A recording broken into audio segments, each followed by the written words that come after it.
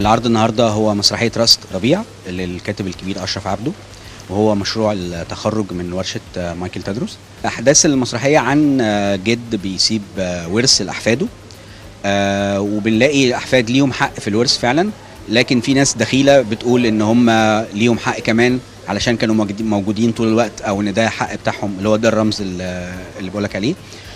لكن بنشوف إنه لا، ما بينتصرش في الآخر غير إنه صاحب الحق فقط.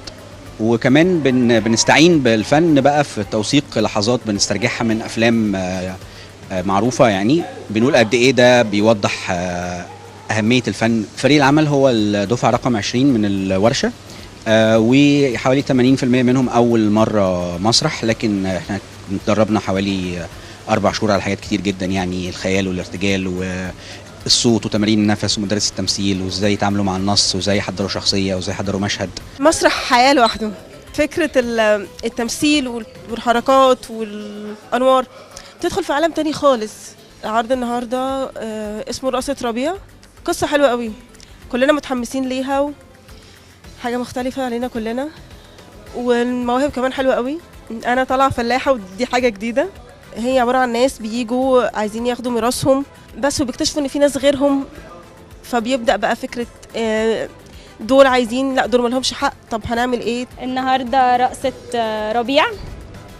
العرض بيدور حوالين احداث انه في حد اتوفى وعنده احفاد وعنده صاحب، فكل واحد بقى جاي عايز ينهب الورث وخلاص، مش هاممهم بقى، مفيش ما بينهم اخوه، مع ان هم احفاد بس مفيش بينهم الاخوه، مفيش بينهم الموده اللي بتربط الاسر ببعض، لا كل واحد جاي يدور على الورث وهم اصلا ما يعرفوش بعض. انا واخد دور عم ربيع.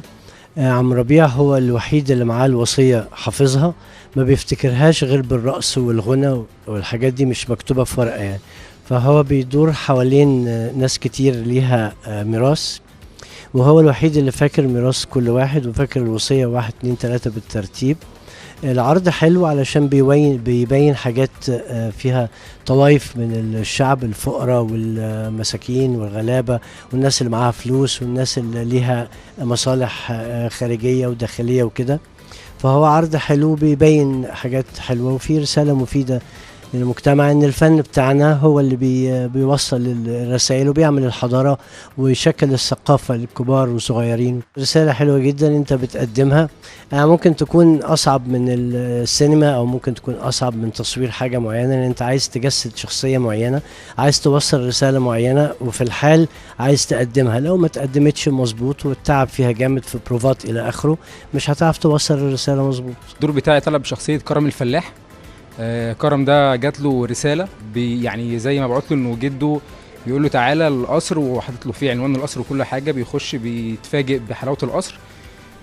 بعد كده بيتفاجئ ان في، مش هو بس، ان في ناس تاني قرايبه. هو كان فاكر نفسه ان هو مقطوع من شجره، فبيتفاجئ بقى ان قرايبه جايين من فئات وطوائف مختلفه.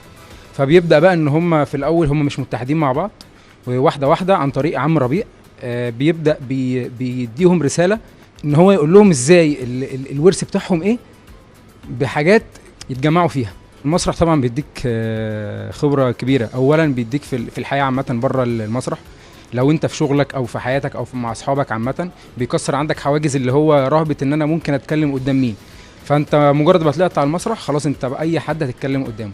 انا اول سنة ليا شارك على المسرح، فأول مسرحية ليا مسرحية رقصة ربيع. طالع بدور ان انا شخص عبقري وبتاع كمبيوتر وكده، بس يعني اللي هو ايه، مش معقد او متزمت، لا ده اللي هو شخصية مريحة عادي بتحب الضحك يعني والفرفشة، فعادي. والمفروض ان انا جالي جواب من بره وكده، وانا جيت عشان استلم الميراث بتاعي. الدور بتاعي دور الناس، الشخصية المتدينة اللي في المسرحية، والمفروض ان هو يعني ان هي جايه تستلم الميراث مع جوزها ومع اهل جوزها. يعني هو الصراع في الفكره كله في تقسيم الميراث، هيتقسم ازاي، مين ليه حق فيه ومين ملوش حق، وهي ما كانتش في الاول مقتنعه قوي بموضوع ان في ورث وان هم هياخدوا حقهم وكده. دوري في عرض رقصة ربيع، انا عامله دور هانم، كلارا هانم.